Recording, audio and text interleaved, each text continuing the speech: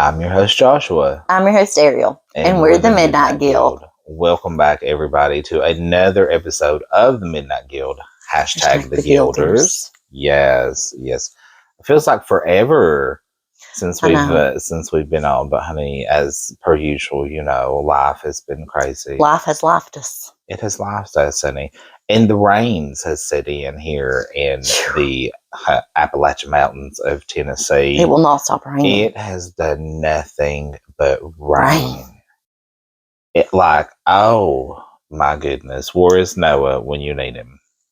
Amen. I thought I had a pen, but I laid it over there. Do we need to get it? Oh, no, I'm not worried about it. I can remember. It's all up here, honey. It's all up here. It? Well, that's good, honey. So just forgive the way I look, honey. I worked last night, so I have a free pass. Okay. I was up half the night, finally fell asleep, but then had to get up because Josh came home because we already planned to do our pod. Yeah. So I just threw some makeup on, the bare minimum. The bare minimum. So if we look a little rough, we're still in our jams. Yeah, just don't tell us about it. It's fine. Yeah, just let us look this way. Moving on. Moving on. Look at this We forehead. haven't seen sunshine in 3 damn days. Okay.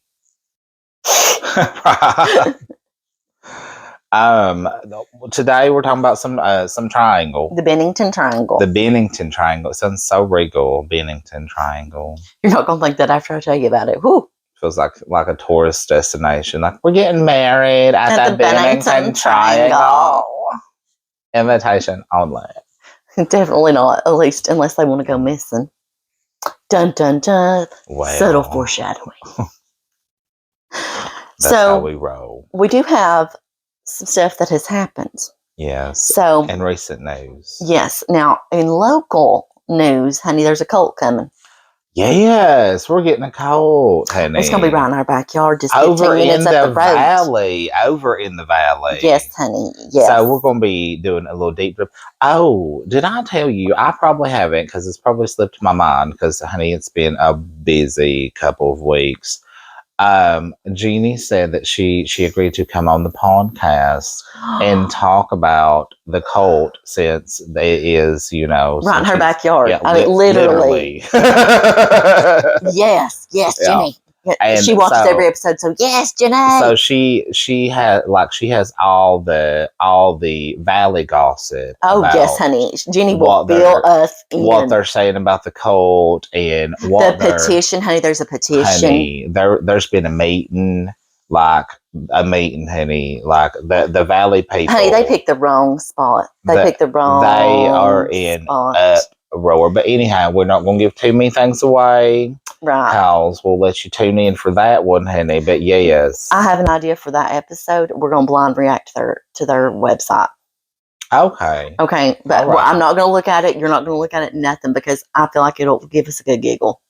Yes. Now, if we was on, like the ID channel or something like that, our episode would be called A Cult Comes to My Hometown. Yeah. Or A Cult in My Backyard. Yeah. Something like that. I like yours better. Yeah, I did too, but I was going to give it to you. No, I liked yours better. I appreciate that. Thank you. Of course. Do what I can. So, last episode, we talked about how Kanye says he's gay now, and Jeffree Star confirmed that they had a thing. Listen, I got no info. There's no, honey, in the plot thickens. Okay, I was watching clips of the Dumb Blonde podcast, and if you don't know what that is, that's Bunny, Jelly Roll's wife, Bunny. She has a podcast named the Dumb Blonde Podcast, and she actually calls Jeffree Star on it or whatever, and she's like, you said that because he's such a smart businessman, he never confirmed anything. He never said what rumors were true. Jeffree has not confirmed anything, and he said, I said rumors were true. I never said rumors about what. So I still think something happened between him and Kanye, but where Kanye's come out as gay or whatever, I think that he's full of shit and that this is all calculated. I think that he's doing this because he's calculated and he's trying to promote a new album and pull in the LGBTQ plus to listen to his music and stuff like that. I think it's all a calculated scheme on Kanye's part. Probably. So I'm not going to give any credence to it anymore, because if he's using that as a ploy to drag people in, I think that's just shitty. I think he's going to be highly disappointed. I agree. Just saying. We do have some good news on the podcast front. We've been talking about this for weeks, about how we had some news coming. We had some news coming. But it was one of those things where we were just like, let's wait till we know for sure. Let's wait till we know for sure. Yeah. Ghost hunting videos are going to be coming very soon. Very soon.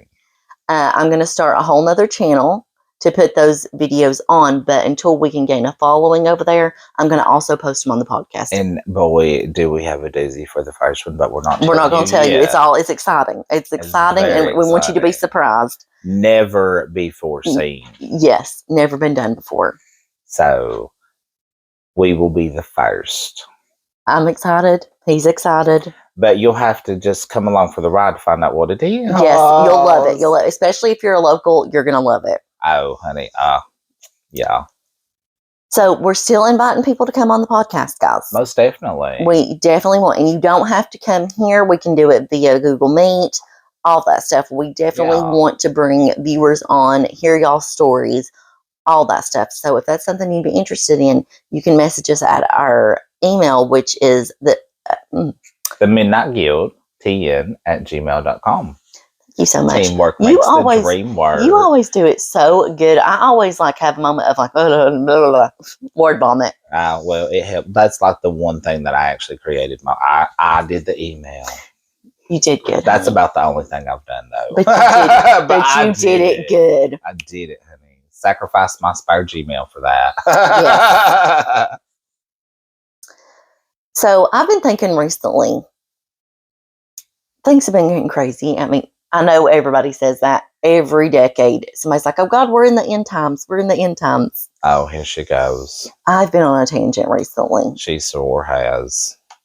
That things are getting crazy, and it just makes me think, are we in the final days? No. When I say the final days, I mean over the next 100 years, a couple 100 years. Okay, so I don't think that we are in the end of days on a biblical proportion, the end of the world. Right. Left Behind 1, 2, and 3. Kirk Cameron after he went off fundamentalist. I'm going to have to watch these movies. They are not bad movies. They're not. However, very much fear-based. Yeah. Like I said, I think that we are on the verge of something of a historic proportion. I just personally, I think that we're going to see a lot. I don't know. I feel like we are on teetering very close to the verge of some sort of collapse. Yeah. And I can see that. We're going to hope and we're going to pray we're not. But honey, I'm just saying, get ready. If you ain't ready, get ready. Well, I mean, statistically speaking, and historically speaking, every empire only usually stands for about 250 years on average. And I'm pretty sure that we're about to celebrate our 250th birthday. So, and again, this is not me saying that America is on the verge of collapsing or anything like that. I'm just saying that we are in some certain times. Yeah, in certain times, some unknown times, some very new times, and we'll just have to see what happens. No, I mean, biblically speaking, I'm sure you can make your case if you wanted to. You can definitely make your case in it because, a lot of things line up. But biblically speaking, the world's ended 5 times. Oh, 100%. Yeah. 100%. That's one thing I will say. Yeah. Because there's so many different prophecies and stuff like that you can apply to different things. Oh, yeah. But I still rely, on that scripture that says, what was it? You know not the hour that the Son of Man cometh. Exactly. And we're all like, he's coming. So if we try to, I just don't, I always fall back on that. We don't know, are times tough right now? Yeah. Mm-hmm. Are they probably going to get tougher? More than likely. Yeah. Will that change stuff, yeah, it's going to. But I feel like that honey, we'll do as we do. We'll do as we do. We'll carry on. Honey. But it is smart to get ready. Hey, if you're ready, you ain't got to get ready. If you stay ready, you ain't got to. That's it. That's it. Because that's one of his favorite things to say. It makes so much. Every time you say it, I'm like, yes, queen. Hey, y'all. So it's Lil Ray Powell. If you stay ready, you ain't got to get ready, baby. But other than that, there is one other thing. I about said, let's go down to the Bennington Triangle. But there is one thing. Okay, you know the doll Annabelle? Yes. They have moved the doll Annabelle to a prison. Yes. Yes. I've been seeing, I don't know why or how or I whatnot. think it must be for a paranormal type of convention. Well, no, they have a new movie coming out. Oh, the Last Rites. Yes. The Conjuring Last Rites. So I don't know. I kind of thought it might be some kind of publicity type of thing. But no, I don't know. I've not looked into it. I've only saw little clips on TikTok. It's like a paranormal convention type situation.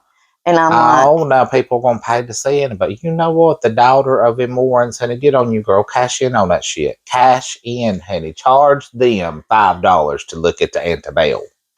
Would you do it? Well, I mean, look at her. Yeah, I don't want to touch it. No, well, you can't touch her. But I don't think I wouldn't even want to look at her. Oh, I ain't that scared of her. Dolls are some of my biggest fear. Oh. Fears, if I can speak. Yeah. I'm just not a doll person. Great. Now I'm going to have to cancel your damn Christmas gift. You're so silly. It's a life-size porcelain. Yeah. But anyway, I thought that was creepy and weird. And I'm just like, where they're going is already so haunted. The West Virginia, I think it's West Virginia State Pen. Yeah, it threw me off that it was a prison. It's really, really haunted. That place is so haunted. And West Virginia is so haunted as it is. And I'm like, why are you taking Annabelle to West Virginia where it's already so haunted? I'm like, this is just going to amp shit up and maybe give her more power. I'm just like, why? But money. Or just to let people see them. I mean, we don't know these people. Here we are, money. But that might not be it at all. It could just be because they want to let people see her. I would almost bet money that you are not going to be able to see Annabelle for free. Oh, no. You're going to have to pay a little something to the house, baby. Yeah. House always wins. All right. So here we go to the Bennington Triangle. The Bennington Triangle. Okay. So the Bennington Triangle is centered around Glastonbury Mountain in Vermont. I love Vermont. Have you been? No. Oh, well. I still love it. I've been to Maine, though. You love the syrup that comes from there. Y'all. It has long been known for strange events, including UFO activity, Bigfoot sightings, and strange lights and sounds, and the location where 5 people disappeared in the 1940s and the 1950s. Now, that's just the Bennington Triangle. Okay. And this area is said to be cursed by a Native American war. Oh. Yes. The Indians of the area had long been wary of the area and avoided it. It's giving Pet Sematary vibes. Oh my. So one of the legends warned of a malevolent stone in the mountains that would open up and devour anyone unlucky enough to step on it. Well. Yeah, that's one we've never heard before. Huh. But the phrase Bennington Triangle was coined by New England author Joseph A. Citro in 1992, who said the area shares characteristics, with the Bridgewater Triangle in neighboring Massachusetts. No idea about the Bridgewater Triangle, but we're going to learn about it. We're about to Google that shit. Okay, so the stretch of woodlands around Glastonbury Mountain includes the towns of Bennington, Woodford, and Shaftesbury. They sound like such lovely little towns, don't I agree. And don't they sound like something that you would hear like over in England? I know. Yeah. There's also ghost towns of Somerset and Glastonbury. That's where we can afford houses. Yeah. For more than 2 centuries, there have been numerous sightings of a Bigfoot-like creature in Glastonbury Mountain area that has become known as the Bennington Monster. Oh, it's got its own monster. I know. One of the first reported sightings occurred in the early 1800s when a stagecoach full of passengers was forced to stop on a washed-out road. The stage driver first noticed huge footprints in the mud that were too large to be human. Then the coach was attacked by a giant, creature who knocked the vehicle on its side. The frightened passengers could only see a pair of eyes before the monster roared and ran into the forest. Oh, my. Later sightings describe the creature as large, hairy, a black thing standing over 6 feet tall. Oh, hey, Daddy. So there's been numerous stories for a long time of people going missing in the area. But from 1940 to 1945, people were going missing like every year. Oh. Okay. Hyperdrive, honey. Yeah. So the first case was in 1943. I believe, anyway. 1943, yeah. It was a man named Carol Hedrick. Hedrick went missing on a hunting trip around 10 miles northeast of the ghost town of Glastonbury. His body was discovered 3 days later, surrounded by giant mysterious footprints. Oh. He had been squeezed to death. Yeah. So Bigfoot maybe just wanted to give him a big hug. A bear hug. A bear hug. Sorry, it's not funny, but dark sense of humor. During a 5-year span it begins in 1945. People began to disappear regularly. So it would be 1945 to 1950.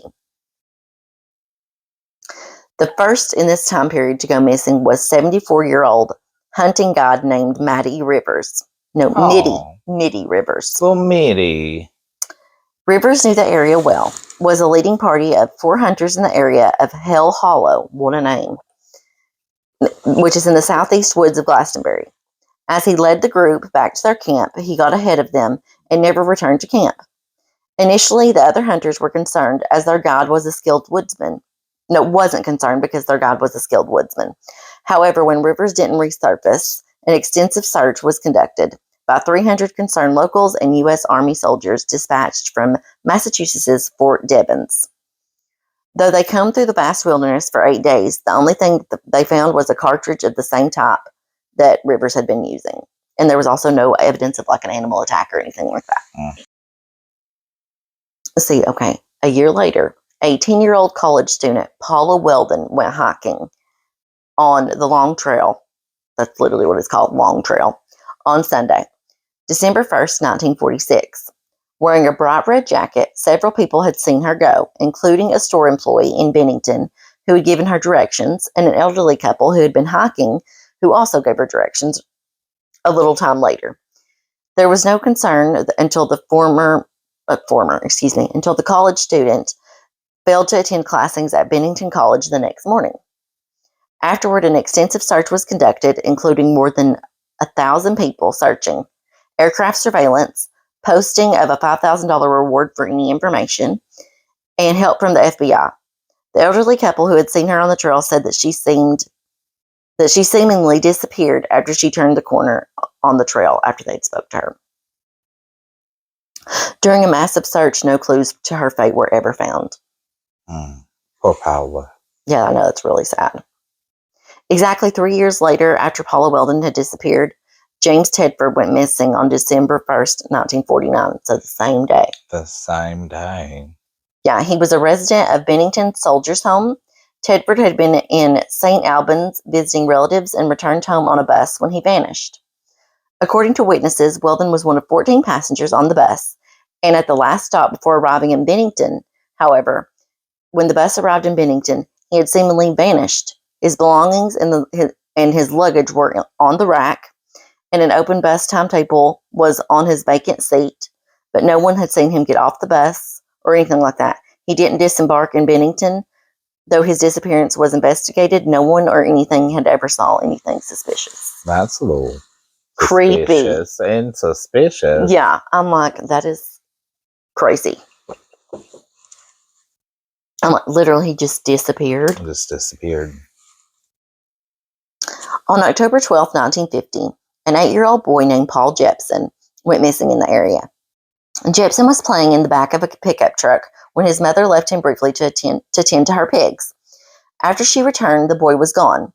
After looking for the boy in the immediate area, he was reported missing, and hundreds of people assembled in search of the little boy. Bloodhounds were also brought in to search for him. They did pick up a scent, and they followed it towards Glastonbury Mountain, but it was lost at a nearby crossroads, suggesting that a possible abduction by a motorist. The boy's father said that Paul had been talking about visiting the mountains for several days, though the area was searched for multiple days and for weeks on the mountain or whatever. No clues or remains were ever found. Just 16 days later after that, Frida Langer went missing on October 28th, 1950. She and several other family members were camping in the woods near Glastonbury Mountain. The 53-year-old Langer, along with her cousin Herbert Eisler, left their family campsite near Somerset Reservoir to go on a hike. A few hundred yards from their campsite, Langer slipped and fell into a stream, soaking her clothes and shoes. She then asked her cousin to wait as she ran back to camp to change her clothes. After Elsner waited for a while and Frida hadn't returned, he also returned to camp to see if everything was all right. It wasn't. Frida had not returned to the camp. Instead, she had seemingly disappeared in broad daylight in the short distance between where Elsner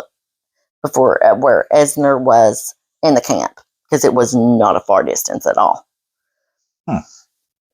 So the next few weeks, several search parties, which included some 400 people, comprised of police, volunteers, firefighters, soldiers, and aircraft. They searched, and then 7 months later, on May 12th, 1951, her body was found near the Somerset Reservoir in an area that had been previously searched over and over again. Due to the body's decomposition, no cause of death could be determined. The case remains unsolved. So, Langer was the last person to disappear, and the only one whose body was ever found, though no direct connections have been found to tie these cases together, other than geographic area and time period. Some claim these disappearances were the work of a serial killer. Others blame the Indian curse or the paranormal, stating that this place is a window into the unexplained. Some say that the area is unstable due to wind patterns, and they're unusually chaotic and confusing, so people get easily lost. So for whatever reason, it's super strange. It's so strange. So they've gave you pretty much a normal rationale to explain everything, then the paranormal rationale to explain everything, then the super paranormal rationale to explain everything. Yeah. Or it's just the weather. It's just the weather, guys. Which I'm like, dude, no. It's crazy though, up in Vermont. I know, pretty cray. And I mean, I just want to know, why are all these people going camping in Vermont in like October? Isn't it like snow up in October in Vermont? I have no idea. I mean, it's like Vermont's up there. But they talked about hiking on December 1st. I was like, excuse me? Their winters are so, like, they have harsh winters. Maybe they're just built different up there and they hike anyway. And it's like the Alaskan bush people, honey, Vermont style. I mean, Vermont style. Honey, y'all going up there, honey, to milk their little trees or however they get that milk their tree. Well, however they do it, you know, they do a little tappy tap thing. Yeah. Then the little drippy drip, and I think it's called tapping a tree, but I don't know. Oh, that sounds cute. I was going to say that. I was going to go with that. Sounds gross. It's like, good day, mate. What'd you do today? I tapped a tree. I don't know why we made them Australian. I don't know why we did either, but we did. Personally, of course, I'm going to lean on more of the side of the paranormal. Yeah, definitely. I mean, honestly, though, when I tell you, it is giving like some Stephen King, Pet Cemetery, you know, old Indian burial ground, haunted. You know, Osmond is that little man says, "Oh, how does it say it? You don't want to go up there." You know, like that. That's kind of like, for real. That's kind of what it's giving. It's kind of like giving Pet Cemetery meets Blair Witch. Yeah, agreed. There's people that go up there all the time and ghost hunt and film apparently it. Hiking in and they love winter. To hike. Yeah, in winter in Vermont. So strange. Don't do that. Don't do that. So the Glastonbury, no, the Bennington Monster. So basically Sasquatch. Yeah. Pretty much. I'm gonna lead towards that. But it definitely could be the work of a serial killer also. Yeah, I mean, okay, so They're just hiding in the woods. Well, my thing is, I kind of lean more towards a serial killer, and I'll tell you why. Okay, hit us with it. Okay, so it seems like all of the disappearances in the murders happened within a 5-year time period. Yep. And there's been nothing else. Not that I know of. Okay. So that's why I kind of lean more towards a serial killer, because it happened in just, because I mean, if there was a Bigfoot, then I mean, we would assume that this Bigfoot would have kept on going. Would have kept on going, and there would have been a higher number. You've got a point of people missing. You've got a point. It sounds like it was just it could be, an overtly tall serial killer. Could be. Or it could be a bunch of hikers, people who went out to the woods and, got lost because they went out in the middle of fucking winter. Yep. Which seems asinine to me. I mean, I think it starts snowing in Vermont in like June. And I feel like that they would have found their remains. So I just don't see that. I see like it's either paranormal with like cryptid stuff, or it's a serial killer. But I feel like if it was more paranormal, that it would still continue on. Like You've got a point. Like we would hear more cases. Like, why did it just abruptly stop? No, I agree. So it definitely could, because like look at Jack the Ripper, for example. It went on for such a time and then quit. If it is paranormal, maybe it is one of those things where it's like, what's that, like Little Jeepers Creepers, like this, like, it only wakes up every now and again. Yeah, every now and then for 5 years. Yeah, and it lays dormant. I never even thought of that. Yeah, it could. I mean, it could be that. I think it's crazy that they have a legend that there's a rock that opens up and eats people. Like, but that's like a common thing. Well, like all over the world, they have things like that. Have those legends. What if the rock? They could just be the rock eating people, and the rock just wakes up every little bit. And just like nom nom nom. Nom nom nom. Yeah. But I'm curious to know what you guys think in the comments. I definitely want to hear, like, do you have a different kind of like a viewpoint, think differently like than we do? Because I would love to hear all the theories. I went through a little Gilmore Girls phase at one point in time, and I totally wanted to move to like Connecticut or Vermont and open up a little B&B. Look at you. Yeah. Open up a little B&B. I would. You'd be so good as a B&B host. Oh, I think I would too. And like I would fix all like Southern cuisine in my little kitchen and stuff. Of course. Yeah. You could rock a B&B. I think I could too. I'd create a whole ambiance. Maybe when you and Jeannie like retire and everything like that, and y'all move to the beach or whatever, you guys can open up a little B&B. At the beach, though. Yeah. Because you're going to go to like Topsail, right? Probably. Well, maybe it is our favorite beach. We're trying not to go offshore soon, so we'll see. Oh my gosh, what if it's your new place? Alabama. You might love it. I've heard the Alabama beaches are so gorgeous. We'll see. I swear, it's just all that roll tide nonsense. Lord, you're going to get people hated. He'll be fine. Go Vols. Oh, no. So, I'm not going to lie. I would hit up the Bennington Triangle to do some investigation. I totally would, too. I kind of want to see these little ghost towns, if we're being honest. Oh, me too. I love that kind of stuff. I would go right up in there. I want to know why they're ghost towns, you know? Like what brought them there, I want to know the story. I'm a sucker for a backstory, though. Me too. Love a backstory. Honey, explain it to me like I am 2 years old and just learning. Yeah, same here, because I'll soak it up. Honey, pretend I'm dumb. Yeah. And explain it to me. Give us all the dates. I want to know the whole story, honey. The whole story. Yeah. Oh, I'm trying to think if there was anything else I wanted to throw in there. But not really. No. This one is a short one today because, honey, Josh be working graveyard, honey. He's got to go sleep. Honey, I know. So, and I have no excuse other than I was up half the night. I'm just like, I'm ready for bed. She's just ready to go. Ready to go. Well, darlings, I guess that's going to be it for right now. Yep.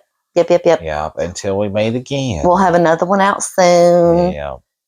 Oh, things have just been crazy. We keep saying that every episode. We do. But Like, if you only knew what was going in the background. We know it seems like we're establishing a pattern, but I promise. Well, I mean, I wouldn't say we're put together people, but we're dedicated. When it comes to the podcast, we're really dedicated. Exactly. We're loyal, honey. We're not going nowhere. We are as loyal as an old hound dog. Yeah, we're going to get it. Things are going to go back to normal.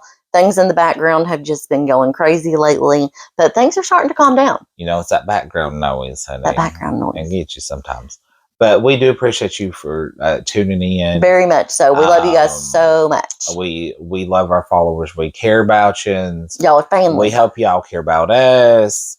Like, share, and subscribe, yes. honey. But share. That would mean the world to us because we're trying to get new followers and everything like that. That would help us tremendously. It sure would. All right, so, give them the spiel. Oh, yes. Well, anyway, we love you guys. And you can follow us on all the things, honey. TikTok, Lemonade, Facebook, all that jazz. But YouTube is, Spotify. YouTube and Spotify are the only place that you can listen to full episodes.